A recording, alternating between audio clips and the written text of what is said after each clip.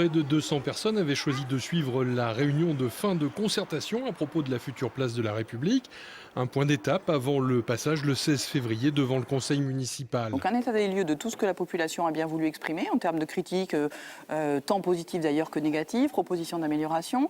Et puis le maire va expliquer à la population et annoncer en fait ce qu'il va prendre en compte, de ce qu'il ne pourra pas prendre en compte et dans ce qu'il le prendra en compte, ce qui sera pris en compte dans le cadre du projet et ce qui sera pris en compte peut-être dans le cadre ou d'autres projets ou d'autres procédures qui sont lancées par la ville de Limoges, puisqu'on a eu des contributions sur certaines questions qui vont au-delà du périmètre du projet lui-même et qui portent plutôt sur le centre-ville, le projet de ville.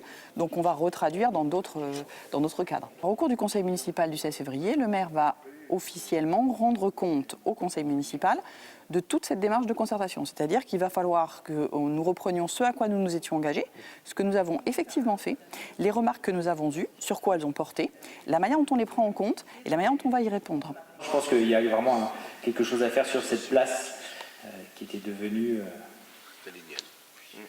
quelque chose. Je ne trouve plus le mot, mais il était temps effectivement de faire quelque chose. Merci. Comme lors des précédentes réunions ou lors des ateliers de concertation sont revenus les problèmes de piétonisation, de circulation et de sécurité.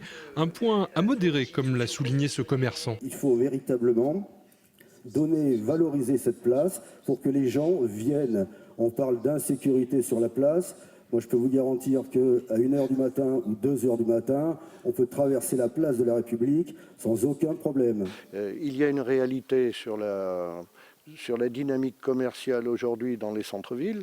Nous y sommes très attentifs et c'est pour ça que depuis 3 ans, nous avons multiplié les événements qui ont permis quand même à pas mal de commerçants qui nous en font retour de maintenir, voire d'augmenter leur chiffre d'affaires.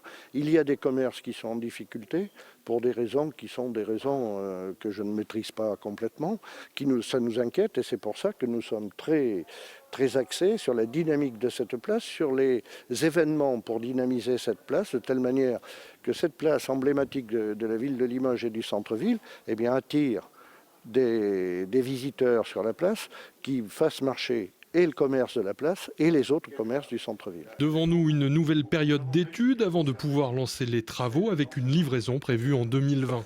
Autant prendre son temps et faire quelque chose de bien que d'aller trop vite et peut-être de louper ou de passer à côté d'idées que chacun peut apporter. On le voit encore là ce soir dans cette salle. C'est un chantier très important et que j'apprécie beaucoup. Enfin, vraiment, je trouve que c'est une très très bonne orientation du travail de la ville.